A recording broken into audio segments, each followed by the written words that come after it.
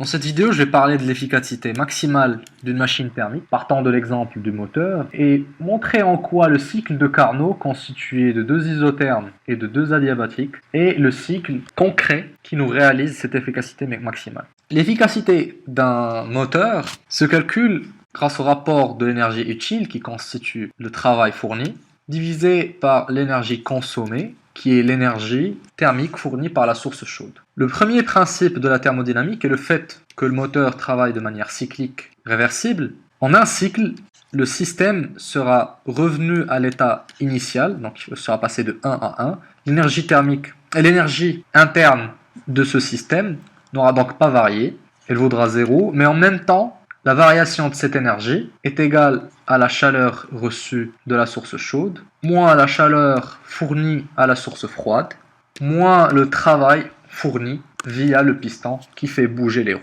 On a donc une relation liant le travail aux deux chaleurs, comme suit. Le deuxième principe de la thermodynamique, la réversibilité du cycle de cette machine thermique nous garantit aussi que la variation d'entropie est nulle. Or, les seules variations d'entropie sont liées à des échanges thermiques via la relation chaleur reçue sur température de réception, vu qu'on a reçu moins QF, donc on a offert QF à la température TF, et on a reçu QC à la température TC. Ces deux relations nous permettent de dire que d'une part, l'efficacité maximale vaut QC moins QF sur QC, c'est-à-dire 1 moins QF sur QC. Et cette deuxième relation nous dit que QC sur TC égale à QF sur TF, et que donc le ratio entre QF et QC est égal au ratio entre les températures, donc QF sur QC est égal à TF sur TC.